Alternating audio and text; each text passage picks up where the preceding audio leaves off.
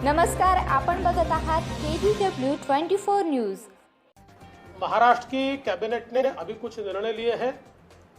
अधिकृत रूप से उसकी जानकारी नहीं मिली है, पर कुछ मंत्रियों की ब्रीफिंग में ये जरूर पता चला है कि महाराष्ट्र में आज से या कल से 2 दिन का वीकेंड का लॉकडाउन और अन्य दिनों में पार्शियल लॉकडाउन ये लगाया जाने वाला है। हम लोगों को ये आह्वान करते हैं, अपील करते हैं कि लोगों ने इसमें सहकार्य करना चाहिए।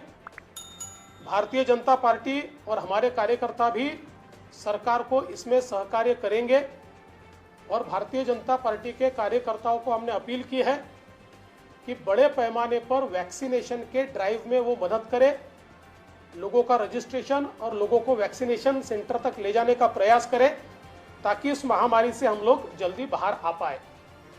इसके साथ साथ हमारा मानना ये भी है कि जहां एक और लॉकडाउन की चर्चा हो रही है, वही सरकार ने इस बात का भी प्रबोधन करना चाहिए, उद्बोधन करना चाहिए कि ये नया स्ट्रेन कोरोना का किस प्रकार से है, इसका इफेक्ट किस प्रकार से हो रहा है, इसमें किस प्रकार से लोगों ने केयर करनी चाहिए, इसमें क्या क्या दिक्कतें आ रही है, इन सारी चीजों का प्रबोधन भी मैं ऐसा मानता हूं बहुत आवश्यक है। इसके साथ साथ आज महाराष्ट्र में बड़े पैमाने पर केसेस बढ़ रही है। 57,000 केसेस ये आज महाराष्ट्र में रिपोर्ट की गई है और इसके चलते बेड्स की कमी है, ऑक्सीजनेटेड बेड्स की कमी है, वेंटिलेटर्स की कमी है।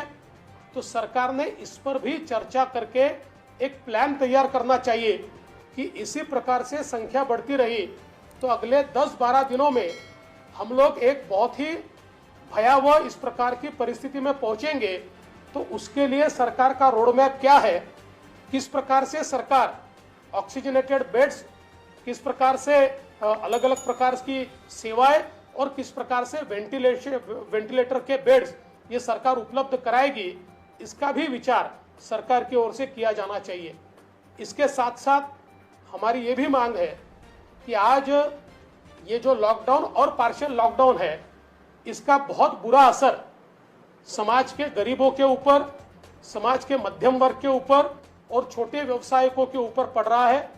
ऐसे समय सरकार ने उनको मदद करने का विचार करना चाहिए और सरकार ने बड़े पैमाने पर उनको किस प्रकार से हम लोग मदद कर पाए, इसके बारे में कोई ना कोई पैकेज देना चाहिए।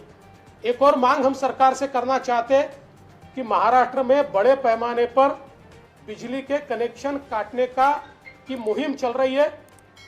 हम सरकार से मांग करते हैं, सरकार ने 5,000 करोड़ रुपए की वसूली इस कोरोना काल में भी अतिरिक्त कर ली है, लोगों के कनेक्शन काट काट के कर लिए। कम से कम अब सरकार ने इसको रोकना चाहिए क्योंकि लोगों के पास व्यवसाय नहीं है, रोजगार नहीं है, कमाई का जरिया नहीं है। ऐसे समय उनकी बिजली काटना, मैं ऐसा मानता हूं कि ये सुल्तानी राज है और इसलिए इसको भी खत्म करना चाहिए, रोकना चाहिए। इस प्रकार की हमारी अपील है।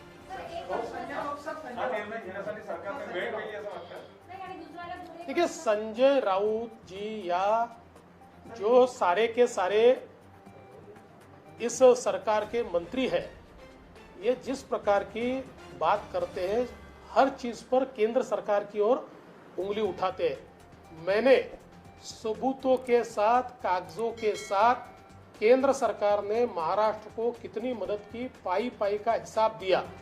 मैं तो मीडिया से भी अपील करता हूं कि कभी उनको पूछे इस पैसे का राज्य सरकार ने क्या किया।